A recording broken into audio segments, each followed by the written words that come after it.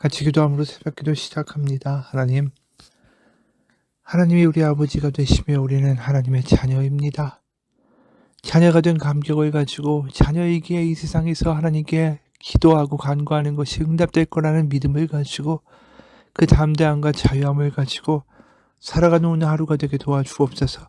예수님 이름 받들어 기도합니다. 아멘. 오늘 말씀은 요한복음 10장 22절에서 42절까지의 말씀입니다. 요한복음 10장 22절에서 42절까지의 말씀입니다. 예루살렘에 수전절이 이르니 때는 겨울이라 예수께서 성전한 솔로몬 행각에서 거니시니 유대인들이 애워싸고 이르되 당신이 언제까지나 우리의 마음을 의혹하게 하려 하나이까 그리스도이면 밝히 말씀하소서 하니 예수께서 대답하시되 내가 너에게 말하였을 때 믿지 아니하는도다. 내가 내 아버지의 이름으로 행하는 일들이 나를 증거하는 것이거늘 너희가 내 양이 아니므로 믿지 아니하는도다. 내 양은 내 음성을 들으며 나는 그들을 알며 그들은 나를 따르느니라. 내가 그들에게 영생을 주노니 영원히 멸망하지 아니할 것이요 또 그들을 내 손에서 빼앗을 자가 없느니라. 그들을 주신 내 아버지는 만물보다 크심에 아무도 아버지 손에서 빼앗을 수 없느니라. 나와 아버지는 하나이니라 하신대 유대인들이 다시 돌을 들어 치려 하거늘 예수께서 대답하시되 내가 아버지로 말미암아 여러 가지 선한 일로 너에게 보였거늘 그 중에 어떤 일로 나를 돌로 치려 하느냐. 유대인들이 대답하되 선한 일로 말미암아 우리가 너를 돌로 치려는 것이 아니라 신성모독으로 인함이니 내가 사람이 되어 자칭 하나님이라 함이로라. 예수께서 이르시되 너희 율법에 기록된 바 내가 너희를 신이라 하였노라 하지 아니하였느냐. 성경은 패하지 못하나니 하나님의 말씀을 받은 사람들을 신이라 하셨거늘 하물며 아버지께서 거룩하게 하사 세상에 보내신 자가 나는 하나님의 아들이라 하는 것으로 너희가 어찌 신성모독이라 하느냐. 만일 내가 내 아버지의 일을 행하지 아니하거든 나를 믿지 말려니와 내가 행하거든 나를 믿지 아니할지라도 그 일은 믿으라. 그러면 너희가 아버지께서 내 안에 계시고 내가 아버지 안에 있음을 깨달아 알리라 하시니 그들이 다시 예수를 잡고자 하였으나 그 손에서 벗어나 나가시니라. 다시 요단강 저편 요한이 처음으로 세례 베풀던 곳에 가서 거기 거하시니 많은 사람이 왔다가 말하되 요한은 아무 표적도 행하지 아니하였으나 요한이 이 사람을 가리켜 말한 것은 다 참이라 하더라. 그리하여 거기서 많은 사람이 예수를 믿으니라. 아멘. 오늘 본문에서 예수님이 사람들에게 내가 메시아다 자신의 정체성을 분명하게 드러내고 천명하시지 않으니까 사람들이 재촉을 하죠. 바로 24절입니다.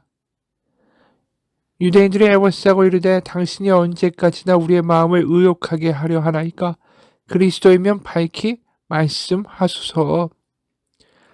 그런데 예수님이 이 말에 직접적인 대답을 피하십니다. 25절입니다. 예수께서 대답하시되 내가 너에게 말하였으되 믿지 아니하는도다. 내가 내 아버지의 이름으로 행하는 일들이 나를 증거하는 것이거늘 바로 이 예수님이 내가 한 일이 아버지가 누구이신지를 분명하게 알려주고 나의 정체성을 너희들에게 알게 한다라는 말씀이에요. 왜냐하면 당시에 일반적인 유대인들은 메시아 바로 그리스도가 오면 그는 정치적이고 군사적인 왕과 메시아로 로마와 헤롯 일가에 대하여 반란을 만들어서 그들을 이 땅에서 내쫓고 새로운 왕국을 만드는 그러한 인물이라고 기대했기 때문입니다.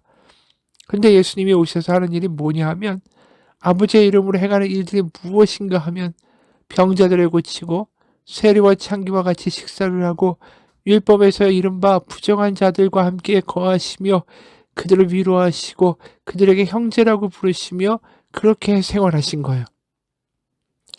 그러니까 내가 하는 이 모든 것들이 아버지의 마음이고 아버지의 일이다. 나를 보면 하나님이 어떤 분인지를 알게 되는 것이다. 너희가 말하는 어떤 정치적 군사적 메시아가 아니다. 내가 하는 일을 보고 믿으라. 그게 하나님의 마음이다. 이렇게 말씀하시는 거죠. 그래서 28절에 내가 그들에게 영생을 주노니 영원히 멸망하지 아니할 것이요 또 그들을 내 손에서 빼앗을 자가 없느니라. 여기 영생을 준다. 이게 아버지가 그 아들을 보내신 이유라는 것이죠. 그리스도가 이 땅에 와서 하시는 모든 일의 목적은 영생을 주는 것. 그런데 이 영생이라는 게 우리가 죽어서 어느 장소나 천국을 간다라는 의미가 아니에요. 요한복음 17장 3절을 보면 이렇게 말씀합니다. 요한복음 17장 3절 영생은 곧 유일하신 참 하나님과 그가 보내신 자 예수 그리스도를 아는 것이니이다. 여기 안다라는 표현이 여러 번 이야기했지만 히브리어에서 안다라는 표현은 야다입니다. 이게 지식적으로 안다는 게 아니라 그 아담과 하와가 동침하여 아들을 낳다 할 때 그 동침하다가 야다예요. 속속들이 안다. 내가 너 안에 네가 내 안에 있다는 뜻이에요. 다시 말해서 영생은 하나님 안에 또 내가 하나님 안에 하나님이 내 안에 계신 거죠. 하나님을 완전히 안다고 말할 수 있는 삶이 되는 게 영생인 거예요. 그렇죠? 우리가 이 땅에서 하나님이 정말 살아계시고 그분이 나의 모든 탄식과 눈물과 기쁨과 기도를 들으시고 내 곁에 계시며 성령으로 말미암아 나에게 말씀하신다면 이미 우리는 이 땅에서 영생 하나님의 나라를 살고 있는 거죠. 그래서 죽어야만 경험되는 영생이 아니라 이미 이 땅에서 영생을 경험하고 있다라는 것입니다. 그래서 예수님이 뭘 보여주신다고요? 그런 하나님의 마음을 우리 가운데 그대로 보여주셨다라는 거예요. 그래서 메시아를 통해서 영생, 바로 하나님을 완전히 알게 되는 일이 벌어진다라는 거죠. 그 하나님의 마음은 어떤 것입니까? 하나님을 알게 된다라는 게 뭐예요? 자격이 있고 행위가 바르고 이른바 바리새인들이 말하는 율법을 지킨 이들을 하나님이 이뻐하시는 것이 아니라 하나님 가운데 은혜 아니면 안 된다고, 나는 부족한 자라고, 나는 연약한 자라고 하나님의 은혜를 은혜 되시게 하고 아버지를 아버지게 되시게 하는 이들, 그런 이들이 바로 하나님을 알게 되고 구원을 받는 자들이 된다라는 거죠. 그리고 그런 이들을 하나님이 이 탕자같이 그들을 끌어안으심으로 아버지의 마음을 보여주시는 거 아니에요? 그러니까 그게 메시아의 모습인 거죠. 탕자의 비유의 아버지가 바로 우리 하나님이시다. 그래서 요한복음에서 결국은 메시아가 하는 일은 하나님과 우리 사이를 완전히 화해시켜서 하나님 아버지의 마음을 이제 제대로 알고, 그래서 그 사랑의 너비와 깊이와 폭에 그 충만하신 것으로 충만하게 되어 그 사랑 안에 거하는 삶을 만들어가는 것, 그게 요한복음에 예수님이 이루고자 하시는 일이다라는 거죠. 그래서 이미 살아가면서 예수님이 하나님이 너무 가깝게 느껴져서 하나님 하면 그 하나님이 나의 기도를 들으시고 나의 탄식을 들으신다는 확신이 내 마음에 뭉클해서 눈물이 나고, 아버지만 불러도 내 삶에서 위로가 되고 소망이 생기는 그러한 경험을 하게 해주시는 것, 그게 바로 예수님이 하시는 일이고, 그래서 예수님이 보내시는 성령님이 우리 가운데 그 일을 하신다라는 거죠. 그래서 예수님이, 주님이 내 안에 계시고 내 안에 주님이 살아계시는 삶, 그 영생의 삶, 그것을 경험케 해 주시려고 예수님이 오신 거죠. 그리고 그러한 경험은 내가 깨끗한 그릇이어야만 된다는 게 아니잖아요. 예수님이 만나주신 모든 이들이 깨끗하고 거룩하고 도덕적으로 흠결이 없는 사람들이었습니까? 아니죠. 요한복음에서 생수를 주겠다고 말씀하셨을 때에 그 이야기를 들었던 사람들이 누굽니까? 사마리아 여인 아닙니까? 그리고 성전에 있던 모든 사람들이었죠. 누구든지 자격 조건을 따지지 않았습니다. 누구든지 목마르거든 내게 와서 마시라고 하셨어요. 그래서 메시아가 하신 일은 뭡니까? 자격이나 행위나 도덕적으로 깨끗함을 따지지 아니하고 하나님 앞에 나올 때에 하나님을 알게 되는 역사를 그 메시아 예수님이 이 땅 가운데 이루기 위해서 오신 거 아닙니까? 우리가 부족해도 하나님은 우리 안에 거하실 것이라고, 우리가 하나님 안에 거할 수 있는 일이 벌어진다고, 우리같이 죄 많고 내가 스스로 생각해도 내가 이렇게 허물이 많고 결단해도 또 죄 저지르는 나인데, 이런 쓰레기통 같은 나의 안에 하나님의 영이, 하나님이 찾아오셔서 거하기를 원하신다. 그게 탕자의 아버지시다. 그게 예수님이 우리 가운데 보여주신 하나님의 마음인 거죠. 그래서 그런 하나님이 너무나도 밀접하고 친밀하게 느껴지는 삶, 그래서 더 이상 두려움이 없고 걱정이 없고 담대해지는 삶, 그게 진리를 알아서 자유롭게 된 삶이고 그것이 영생이라는 거죠. 이미 이 땅에서 맛보는 아버지가 있는 자녀의 삶을 사는 거. 더 이상 고아가 아니라 나에게 아버지가 있기에 다르게 반응할 수 있고 담대하게 나아갈 수 있고, 사마리아 여인이 내가 버려진 것이 아니라 나에게 하나님 아버지가 계시다는 사실을 알게 된 이후에 자기를 정말 깔보던 동네 사람들한테 가서 와보라라고 외치며 달려나가지 않습니까? 그게 하나님하고 가까워졌기 때문이죠. 하나님이 느껴지기 때문이죠. 하나님의 자녀가 되었다는 확신이 있기 때문이죠. 나는 버림받았다가 아니라 나는 자녀라는 확신에 생겨서 더 이상 고아처럼 살지 않는 거죠. 그게 영생이에요. 한마디로 예수님이 이 땅 가운데 오셔서 하신 일은 우리가 더 이상 고아가 아니다.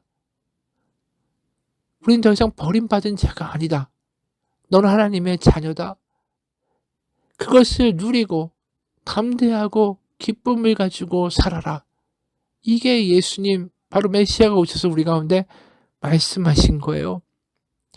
그런 은혜가 어떻게 가능합니까? 예수님이 십자가에 못 박혀 죽으심으로 열린 겁니다. 아담과 하와가 선악과를 먹음으로 깨어버린 하나님과 우리의 관계, 그 관계를 다시 회복시키시고 화해시키셔서 우리가 고아가 아니라 자녀라는 확신을 가지고 살아갈 수 있도록 우리를 이끌어 가시는 하나 되게 하신 하나님, 그분이 예수님이시라는 것입니다. 그래서 예수님이 승천하신 이후에 보혜사를 보내신다고 하시잖아요. 바로 성령님이 우리 가운데 오셔서 하나님과의 사귐 속으로 우리를 초대하십니다. 그래서 30절의 말씀이 자연스럽게 이어지죠. 나와 아버지는 하나이니라. 그리고 17장에 가면 결국 이렇게 말씀하시죠. 그게 아버지와 예수님만 하나가 되는 것이 아니라 우리까지 하나가 된다는 것을 생각하시고 하신 말씀이에요. 요한복음 17장 11절, 나는 세상에 더 있지 아니하오나 그들은 세상에 있사옵고 나는 아버지께로 가옵나니 거룩하신 아버지여 내게 주신 아버지의 이름으로 그들을 보존하사 우리와 같이 그들도 하나가 되게 하옵소서. 요한복음 17장 21절부터 23절입니다. 아버지여 아버지께서 내 안에 내가 아버지 안에 있는 것 같이 그들도 하나가 되어 우리 안에 있게 하사 세상으로 아버지께서 나를 보내신 것을 믿게 하옵소서. 내게 주신 영광을 내가 그들에게 주었사오니 이는 우리가 하나 된 것 같이 그들도 하나가 되게 하려 함이니이다. 곧 내가 그들 안에 있고 아버지께서 내 안에 계시어 그들로 온전함을 이루어 하나가 되게 하려 함은 아버지께서 나를 보내신 것과 또 나를 사랑하신 같이 그들도 사랑하신 것을 세상으로 알게 하려 함이로소이다.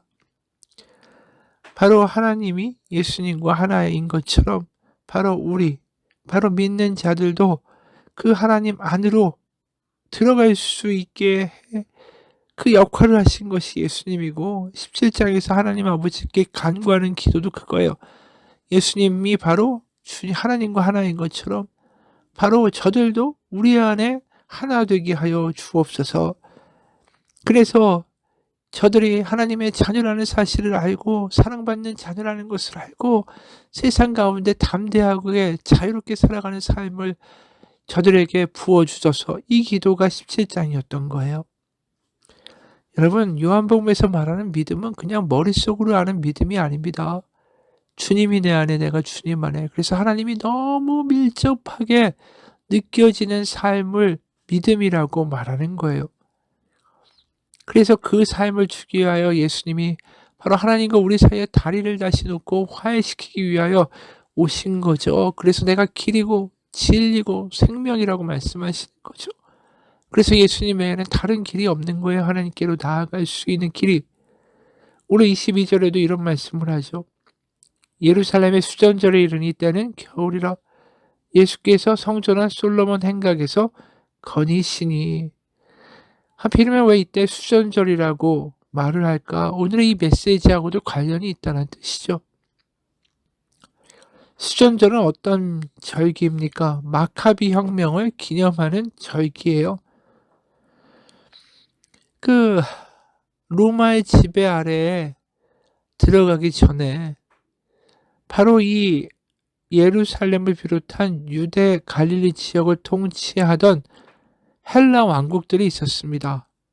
거기에 왕이 안티오쿠스 4세라는 왕이 있었는데 이 사람은 유난히 유대교를 핍박했어요.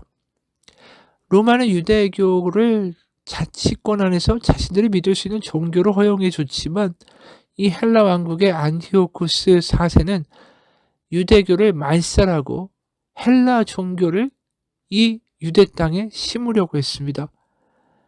그러니까 성전에서 이상한 헬라식의 종교 행위가 복합 혼합 종교로 나타나게 된 거죠. 그걸 보고 마카비라는 사람이 일어나서 반란을 일으킵니다. 그래서 반란을 일으키고 예루살렘과 특히 성전을 회복하죠. 그래서 마카비 일행이 성전에 들어갔을 때 이 등잔에다가 불을 켜야 되는데 그 성전 안에 정결한 기름이 단지 하루밖에는 불을 밝힐 수가 없던 거예요.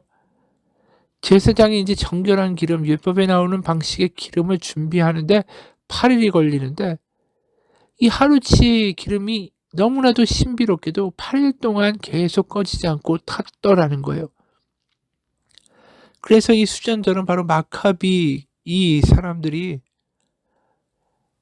더럽혀졌던 그 성전을 정결하게 하고 다시 한번 하나님의 그 성전을 바로 세웠다 해서 수전절이라고 그때를 불러서 기념하게 된 겁니다. 수는 뭐죠? 닦을 수자고 성전에 전을 붙여서 수전절이라고 한문으로 번역한 거예요. 성전을 정결하게 회복한 절기다. 그런데 지금 예수님이 오늘 앞에서 말한 이 모든 말씀, 네가 내 안에 내가 너희 안에, 바로 하나님이 우리 안에 우리가 하나님 안에 거할 수 있는 삶에 대해서 내가 이루기 위하여 여기 왔다. 그 이야기를 하신 때가 언제냐고요? 수전절이라는 거예요. 성전하고 관련된 절기였죠. 성전을 회복했다라는 절기인 거예요. 그래서 예수님이 뭐라고 하시죠? 내가 새로운 성전이라고 하셨죠. 나다나엘에게도 인자 위에 천사가 오르락내리락 하는 것을 보게 될 것이고 내가 저 헤롯의 성전을 무너뜨리고 사흘 만에 다시 짓겠다라고 하셨고, 다시 말해서 예수님이 새로운 성전이 되셔서 더 이상 수전절의 그런 건물을 회복하는 개념이 아니라 하나님과의 관계를 이제 완전히 화해시키는 새로운 성전으로 예수님이 수전절에 등장하신 거죠. 그러니까 다 이어진다라는 거예요. 이 수전절과 바로 주님이 내 안에 내가 주님 안에 거하는 새로운 성전의 삶이. 그래서 38절에 내가 행하거든 나를 믿지 아니할지라도 그 일은 믿으라. 그러면 너희가 아버지께서 내 안에 계시고 내가 아버지 안에 있음을 깨달아 알리라. 계속해서 그 이야기 하시는 거예요. 성전이 건물이 중요한 게 아니라 나를 믿으면 바로 아버지가 내 안에 내가 아버지 안에 있다라는 삶이 무엇인지를 알게 될 것이다. 이 말에 유대인들이 가만히 있지 않죠. 성전이 이제 소용없다. 그리고 하나님하고 나는 하나다. 이런 말을 신성모독이라고 느낄 수밖에 없는 거 아닙니까? 그러니까 돌로 쳐 죽이려고 하죠. 그럴 때 예수님이 이런 말씀도 하세요. 34절 36절까지 예수께서 이르시되 너희 율법에 기록된 바 내가 너희를 신이라 하였노라 하지 아니하였느냐. 성경은 폐하지 못하나니 하나님의 말씀을 받은 사람들을 신이라 하셨거늘 하물며 아버지께서 거룩하게 하사 세상에 보내신 자가 나는 하나님의 아들이라 하는 것으로 너희가 어찌 신성모독이라 하느냐.